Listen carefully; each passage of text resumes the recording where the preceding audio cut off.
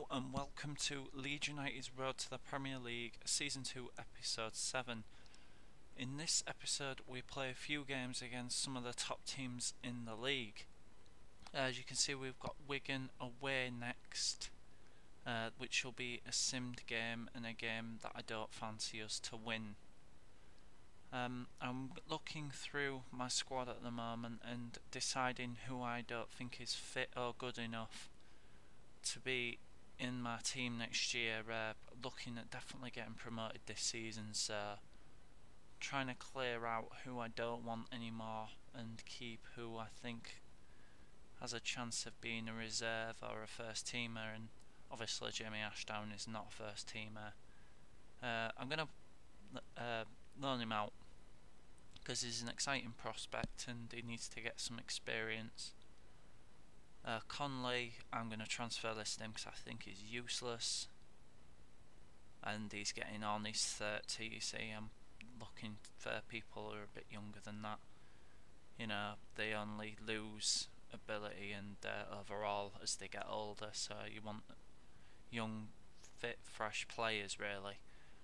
I think that's it. Again, Byram hasn't improved since 66, so here's a player I'm looking at who's, funny enough, is at Bayern Munich now.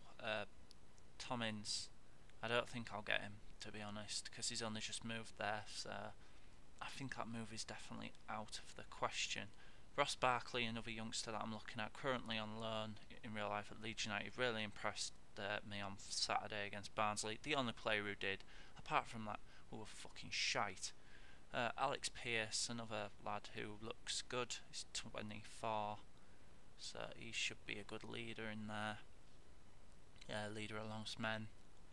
And possibly a good preserver. Josh McEachran, everyone rates him. Currently at loan at Middlesbrough, so that deal's probably not going to go through until he leaves there.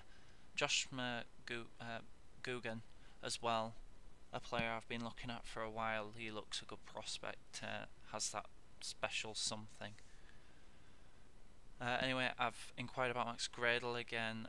Lewis McGugan, they want 3.3 million, and Ross Barkley 5 million. I will bid that because he is a hell of a player and I really want him in my squad, so I don't mind how much I have to pay out for him. But it's weird, everyone's price has gone up since this takeover has gone through. I mean, clubs are asking for a lot more than people are worth, and it's kind of ridiculous. I know it's realistic, but it's still kind of a little bit ridiculous. There's no one really any good here. I mean, Wayne Bridge, no. Ian Hart's well past it. Jonathan Parr looks quite decent, so I'm going to inquire about him. But apart from him, there's no one really there who takes my fancy. Anyway, let's go on to the away game against Wigan. A game that I didn't fancy us to get anything from. Wigan are third in the table at the moment and are currently flying. And as I expected, they've beaten us, well and truly beaten us 2-0. Varney got injured. I really couldn't care less about Varney. How bad is it? Medical collateral ligament out for 2 months. I really couldn't give a shit. He's on my transfer list anyway, so I'm not at all concerned about him.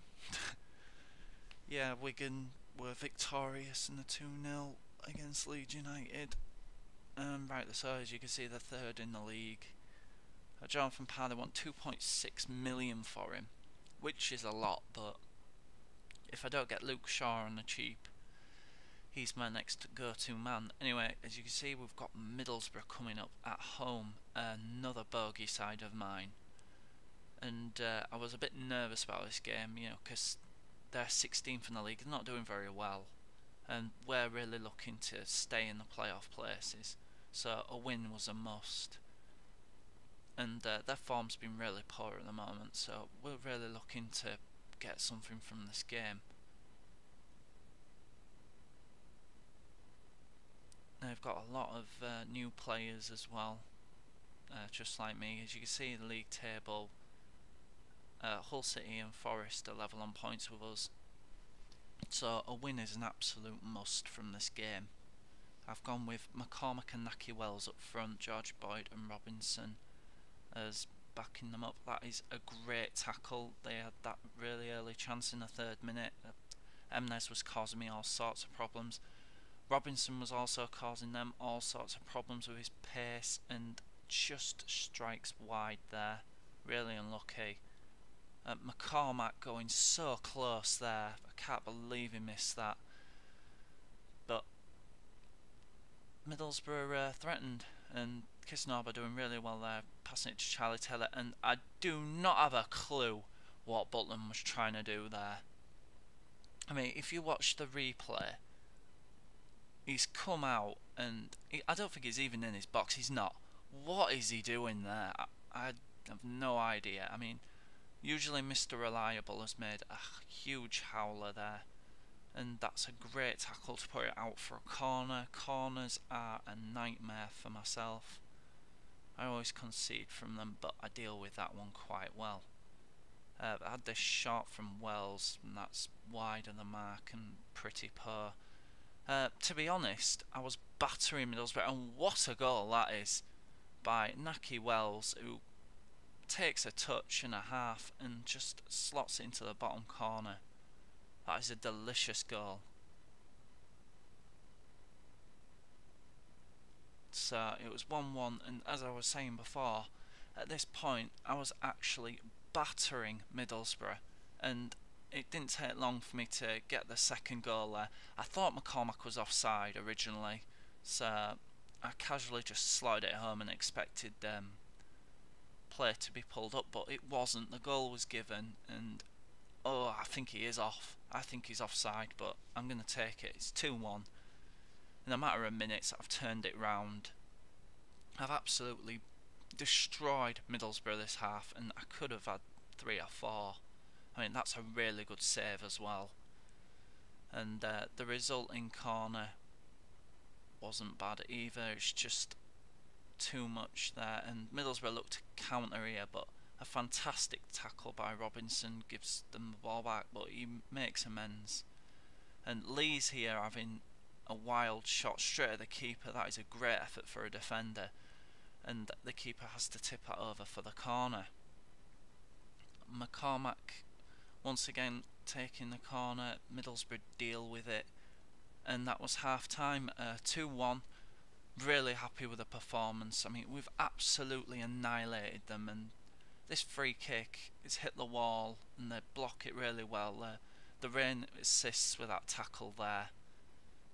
Kisnorbo passes it to Wells, and Wells has a shot, but it's just a little bit too much over the bar. Robinson, using his pace, crosses it in, but Middlesbrough once again deal with it really well. The slide, not getting the ball that time. Another great save by the goalkeeper, who has kept Middlesbrough well and truly in this game, and that was so close, it just hits the post. McCormack takes another one, and that is shite. Too much curl on the ball. And this ball over the top, which was put through to Wells, who turns his man, decides to bring it back out, pick a pass to Boyd, who looks for Wells, finds him again, and the strike is just wide. Not really good enough. It came off a defender there, and what a strike that is by Boyd. I mean, that's out of absolutely nothing. I mean, we've absolutely dominated this game. I don't think I've dominated a game so much in a long time, but Middlesbrough have been well and truly beaten today.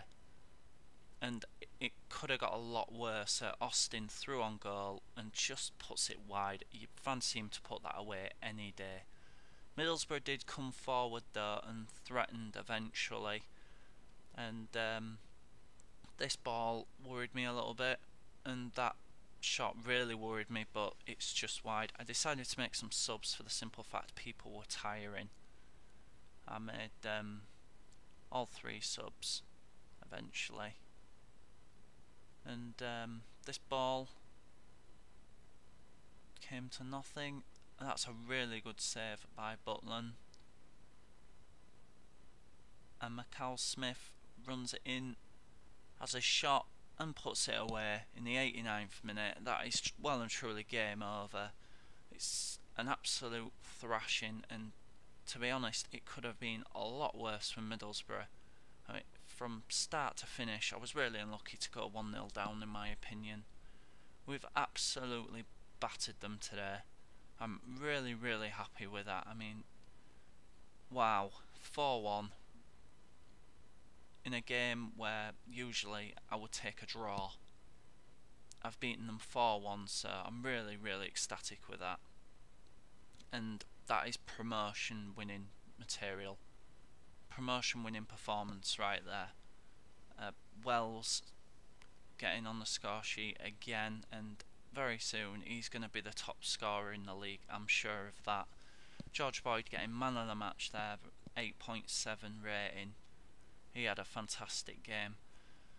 A few other results have gone my way. Forest have drawn with West Ham. Hull City have also drawn with Ipswich Town, so I'm going to surge up the league because those teams were originally ahead of me but level on points. And as you can see, 5th again. In one match, it's all turned round. After losing to Wigan, I'm back into 5th place and back into the playoff places. Obviously, it's only October and there's a long way to go. And next, we've got Leicester away. Got a player returning from injury, Lee Peltier, who I couldn't give two shits about, to be honest. I know he's a defender and I'm low on defenders, but I really don't rate him, both in real life and on this game.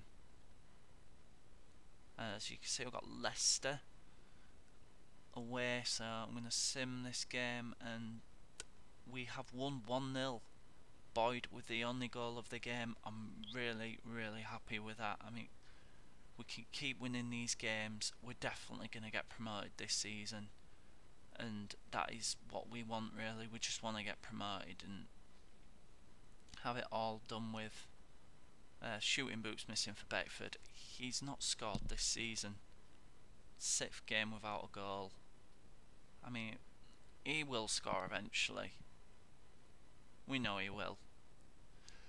If he doesn't get loaned out, but I don't think he will. I think I'm going to take him off the loan market and keep him as a backup striker and change his contract, because that's what he's good for, a backup striker. Anyone gets injured.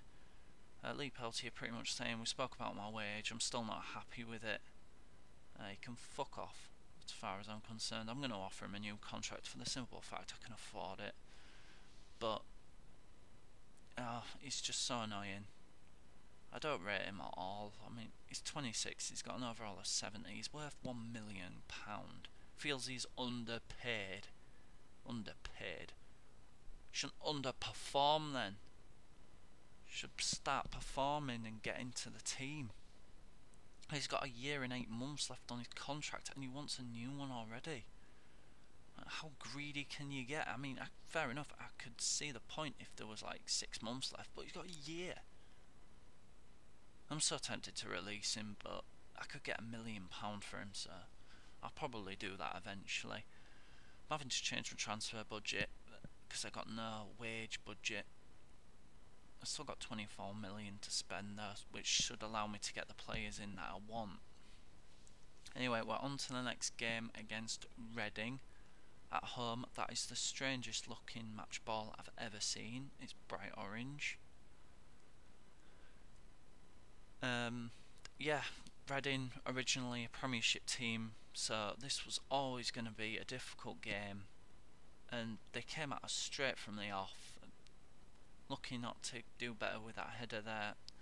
The corner, which is my Achilles heel, luckily I deal with this one just, and look to break from it as well. Naki Wells getting the ball, using his pace. People aren't quick enough to get up and help, so decides to go for goal himself, and it's just wide. Again, just wide, Robinson, and this seemed to be the story of my life in this game. Everything was just wide.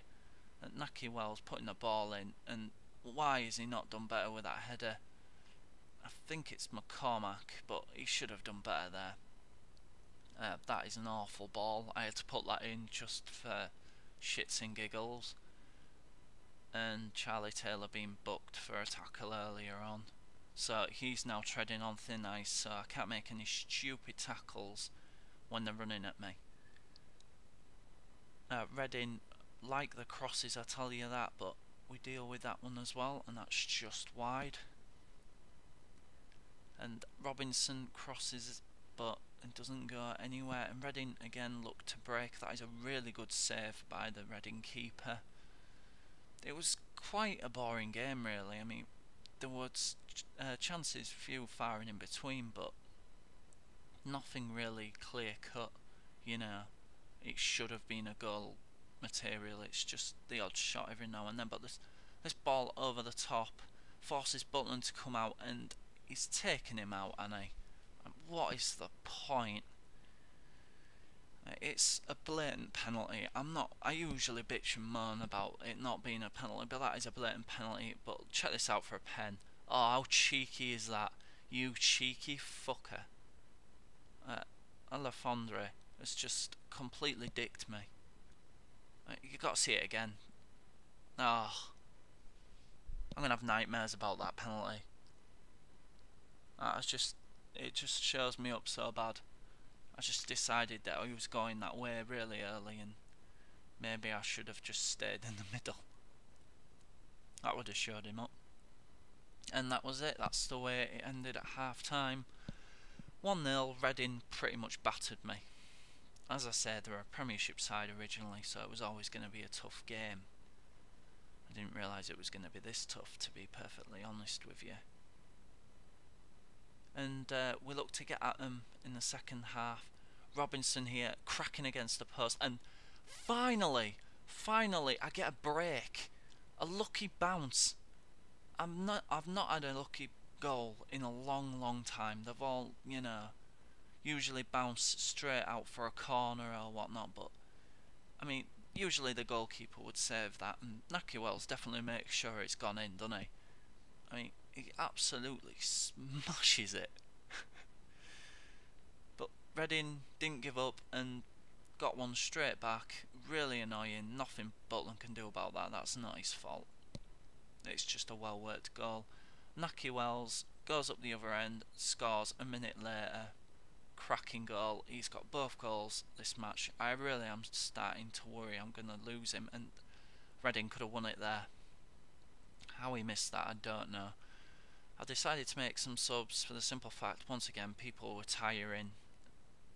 I bought Beckford on for Robinson. Verdijo for Boyd. I don't know if that's how you pronounce it. I don't really care.